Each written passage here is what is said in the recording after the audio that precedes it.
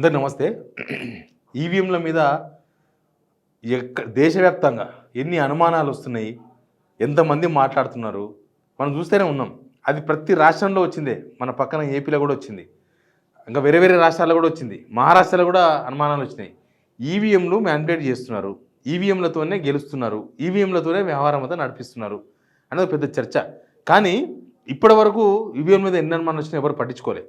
But ఈ మధ్య supreme court కొన్ని గైడ్లైన్స్ ఇచ్చిన తర్వాత ఒక అగ్ని పరీక్షను ఎదుర్కోబోతుంది ఈవీఎంను సాంకేతికంగా పరీక్ష చేయాలని బాంబే కోర్టు చెప్పింది.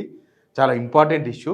నిజానికి ఎలక్షన్స్ రోజు పడ్డ ఓట్లు తర్వాత కౌంటింగ్ జరుగుతున్నప్పుడు ఆ రోజుకు ఉన్న ఓట్లు చాలా డిఫరెన్స్ వస్తుంది.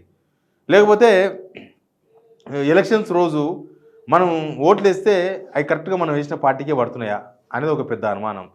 ప్లస్ ఇవే ఈవీఎంలు కౌంటింగ్ దగ్గర ఉంటున్నాయా లేకపోతే మార్చేస్తున్నారా, గోదాంలో మార్చేస్తున్నారా, ఇట్లాంటి చాలా చాలా అనుమానాలు ఉన్నాయి. ఆ స్లిప్స్ వస్తాయి, ఆ స్లిప్స్ ఏం కనిపిస్తుందో తెలియదు. ఆ స్లిప్స్ కౌంట్ చేద్దామంటే అది ఎక్కువ రోజులు ఉండదు, నెల 2 నెలల కన్నా ఎక్కువ కనబడదు అది. కాబట్టి ఈవీఎంలను ఎక్కడెక్కడి నుంచో టాంపరింగ్ చేస్తున్నారు, గెలవాల్సిన వాళ్ళు గెలుస్తున్నారు, ఓడిపోతున్నారు అనేది పెద్ద చర్చ ఉంది. బట్ బాంబే హైకోర్టు చెప్పిన ఈ తీర్పు, బాంబే హైకోర్టు పెట్టిన ఈ అగ్ని పరీక్ష కొంత అనుమానాలను తీర్చే విధంగా కనిపిస్తుంది. దానికి సంబంధించిన వార్త చెప్తా. ముందు సబ్స్క్రైబ్ చేయండి, షేర్ చేయండి. ఈ నెల 16-17న డయాగ్నోస్టిక్ టెస్ట్ పెట్టాలని బాంబే హైకోర్టు ఒక చారిత్రాత్మక తీర్పు ఇది. అంటే ఇప్పటిదాకా ఈవీఎంల మీద పరీక్షలు చేయమని ఏ కోర్టు చెప్పలే.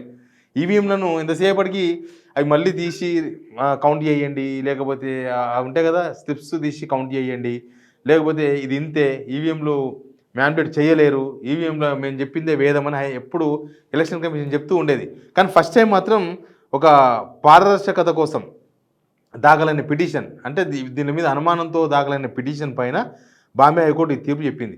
ఏమైందంటే ముంబైలోని చాందీవాలి అసెంబ్లీ కాన్స్టిట్యున్సీ అంట.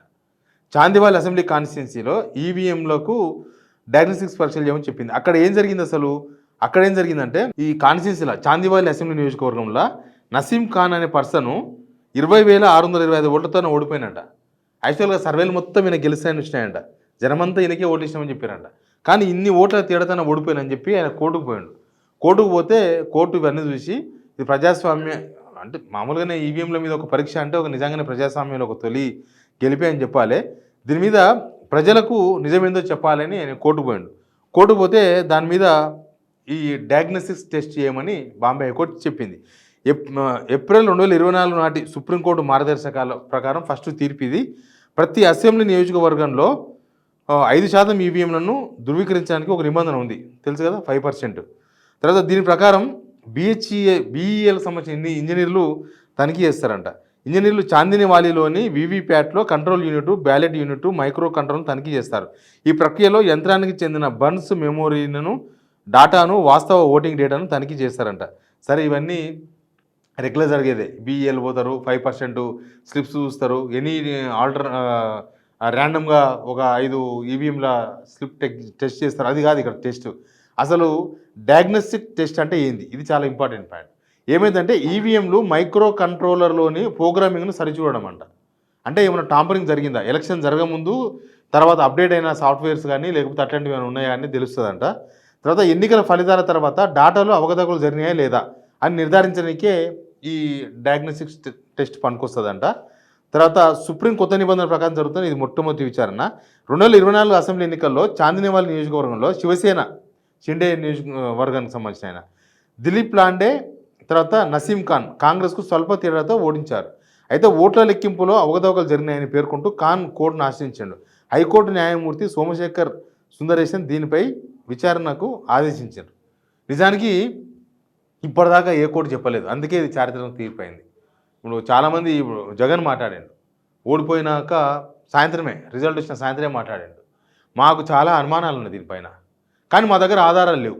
ఏముంటాయి ఆధారం? ఈవీఎం ఎలక్షన్ కమిషన్ దగ్గరనే ఉంటుంది, ఆ స్లిప్స్ వాళ్ళ దగ్గరనే ఉంటాయి, అవి ఫస్ట్ వాళ్ళ దగ్గరనే ఉంటాయి, తర్వాత వాళ్ళ దగ్గరికే పోతాయి. ఎలక్షన్ కమిషన్ ఏముంటుంది, ఇవన్నీ కరెక్ట్గానే ఉన్నాయి, అనవసరం తప్పుడు ఆరోపణలు, అసలు ఇదంతా కాదు అంటుంది. కానీ వచ్చిన రిజల్ట్ చాలా అనుమానాలు రేకెత్తించే విధంగా ఉంటాయి. నాట్ ఓన్లీ జగన్, మహారాష్ట్రలో కాంగ్రెస్ వాళ్ళకి అనుమానం వచ్చింది, ఇంకో దగ్గర ఇంకో పార్టీకి అనుమానం వచ్చింది. అసలు రేపు ఇక్కడ రేవంత్ రెడ్డి 2034 వరకు మాదే, నేనే ముఖ్యమంత్రి అంటే ఇక్కడ కూడా ఏమైనా ఈవీఎంలో మ్యానిపులేట్ చేస్తారా, ఇక్కడ కూడా బీజేపీతో కుమ్మక్కై మ్యానిపులేట్ చేస్తారా అనే పెద్ద చర్చ కూడా నడుస్తుంది. కాబట్టి బహుశా 16, 17 తేదీన ఏప్రిల్ 16, 17న ఈ డయాగ్నోస్టిక్స్ టెస్ట్ చేస్తారంట. దేశమంతా ఎదురు చూస్తుంది. దీని గురించి అమెరికాలో కూడా పెద్ద చర్చ కదా, ఈవీఎంలో టాంపరింగ్ చేస్తారని, ఈవీఎంలు మారుస్తారని. మెయిన్గా ఇప్పుడు పోలింగ్ రోజు ఎన్ని ఓట్లు పోలైనాయో కౌంటింగ్ రోజు అన్నీ ఉండాలి, కానీ ఉంటలేవు, పెరిగిపోతున్నాయి. ఏంటంటే రాత్రి కూడా ఓటింగ్ జరిగింది అంటారు. ఎలక్షన్ కమిషన్ లెక్కలు తెలుసదు. అసలు మొత్తం ఓట్లు ఎన్ని పడ్డాయో 2 రోజులని తెలుస్తారు, 3 రోజులని తెలుస్తారు. ఏపీలో అయితే 15 రోజుల తర్వాత చెప్పినారు. అంటే ఏదో జరుగుతుంది అనే ఒక అనుమానం కలిగే విధంగా ఎలక్షన్ కమిషన్ వ్యవహరిస్తుంది. కానీ ఇప్పుడు దీని తర్వాత ఏమైనా తెలుస్తుందేమో, కానీ వీటిని ఎలక్షన్ కమిషన్ పడనిస్తుందా, లేకపోతే కోర్టులు మస్తు చెప్తాయని లైట్ తీసుకుంటారా, ఇట్లాంటి చర్చలు కూడా చాలా ఉన్నాయి. కాకపోతే కొద్దిగా సాంకేతికంగా కొంచెం తెలిసే అవకాశం ఉంది. ఇప్పుడు మొత్తం టెక్నాలజీ పెరిగిపోయింది. టెక్నాలజీలో జరిగే డెవలప్మెంట్స్, లేకపోతే టెక్నాలజీలో జరిగే లోపాలు, తర్వాత మోసాలు, ఇట్లాంటివి కూడా చాలా ఈజీగా గుర్తుపడుతున్నారు కదా. ఇప్పుడు ఈవీఎంను టాంపరింగ్ చేసినా లేదనేది సాంకేతిక పరీక్ష ద్వారా తెలుస్తుందని చాలామంది చాలా వరకు చెప్తున్నారు, కానీ చేయలేదు. ఇప్పుడు బాంబే హైకోర్టు చెప్పింది. మరి దీని మీద ఏమైనా ఎలక్షన్ కమిషన్ సుప్రీంకోర్టుకు పోయి ఆపిస్తుందా? ఆపిస్తే ఇంకా అనుమానాలు బలపడినట్టే. ఒకవేళ ఎలక్షన్ కమిషన్ ఇంకా సుప్రీంకోర్టుకు పోయి బాంబే హైకోర్టు చెప్పింది చెయ్యొద్దు, ఈవీఎంలు కరెక్టే ఉన్నాయని వాళ్ళు మొండిగా వాదించారు అనుకో, ఇంకా టాంపరింగ్ అవుతున్నట్టుగానే మనం భావించాల్సి వస్తుంది. అందరి అనుమానాలు బలపడినట్టుగానే ఉంటుంది. ఇప్పటివరకు అయితే పోలేదు. బట్ ఈవీఎంను టాంపరింగ్ ఏంది లెక్కేది బహుశా కొంతలో కొంతైనా కూడా లెక్క తెలిసే అవకాశం ఉంటుంది. ఈవీఎంల మీద జరగకపోతే, ఈ ఈవీఎంలు కాదు బ్యాలెట్ మీద ఎలక్షన్ జరిగితే అసలు రిజల్టే వేరే ఉంటుంది. రాష్ట్ర ప్రభుత్వాలు, కేంద్ర ప్రభుత్వమో ఎన్నో దగ్గర చేంజ్ వస్తుంది. కానీ ఈవీఎంలు మ్యానిపులేట్ చేస్తున్నారు కాబట్టి ఇదంతా జరుగుతుంది అనేది అందరికీ అనుమానమే.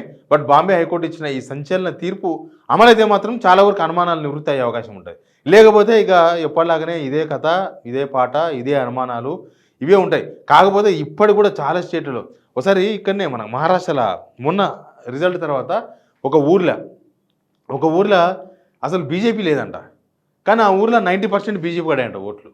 ఆ ఊరోళ్ళు ఏం చేశారంటే, మేమంతా కాంగ్రెస్ వాళ్ళం, బీజేపీ అడబడే ఓట్లని వాళ్ళు ఒక మాక్ పోలింగ్ పెట్టుకున్నారు. మాక్ పోలింగ్ పెట్టుకుంటే మహారాష్ట్రలో బీజేపీ ప్రభుత్వం అసలు ఒప్పుకోలేదు. ఫుల్ పోలీసులను దింపేసి అసలు ఏంది ఇదంతా మీరెట్లా పెడతారు ఓట్లు అని చెప్పి అడుగునే ప్రయత్నం చేసిండ్రు. ఆడు కూడా వాళ్ళు సగం ఓట్లు వేసిండ్రు. సగం మంది ఓట్లు వేస్తే 90% కాంగ్రెస్ పడ్డాయి. వాళ్ళు ఈవీఎంల మీద వేయలే, వాళ్ళంతా బ్యాలెట్తోనే వేసిండ్రు. ఎలక్షన్ జరిగిందేమో ఈవీఎంలతోన. ఇట్లా అనుమానాలు ఉన్నాయి.